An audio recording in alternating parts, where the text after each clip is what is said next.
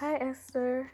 I really enjoyed your post. I feel like you did a great job of summing up both views very well.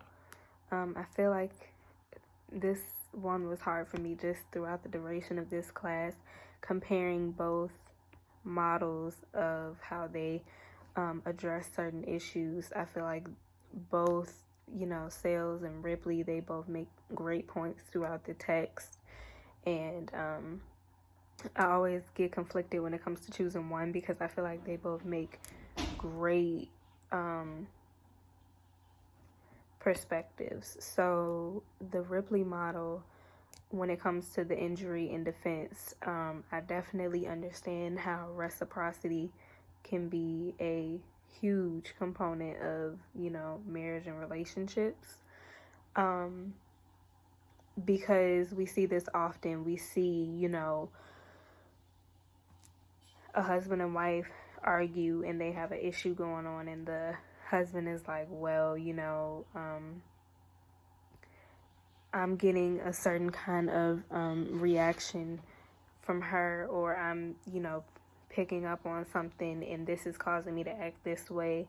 You mentioned things like the withdrawal and the isolation and abandonment, all of these things that typically derive from one issue, which causes a behavior, and then that behavior is, reciprocated. And I feel like that is something that happens so many times in marriages, probably more so in younger people, because typically, the younger age group is the people who don't typically address issues head on. It's more so a back and forth. But it does happen. It does happen. With the sales model, I believe that there is a lot of validity to origin of behavior patterns. A lot of the times you'll see a couple and, they'll be having some sort of an issue. And once you get to doing the therapeutic work, once you get to speaking about, how they got together, and you start getting into the genogram and figuring out certain things, you're like,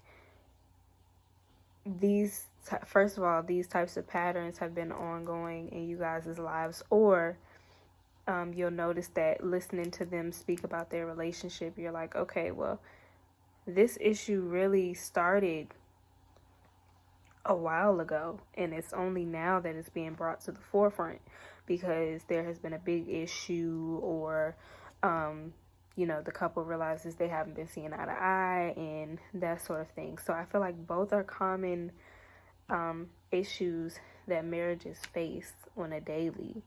I do feel like the grace model is important, especially in issues where you feel like the couple has been holding on to something over a long period of time and it's impacting their current relationship. Because at the end of the day, the Bible speaks very clearly about grace, and the more that we learn to look at each other as humans who make mistakes, we are much more willing to forgive. We are much more willing to start on a positive note and figure out where we can go from here to make things better. So I do feel like grace is very important, but in addition to that, figuring out the exact origin, like they said, of where these behavior patterns started, understanding that they are toxic, and then,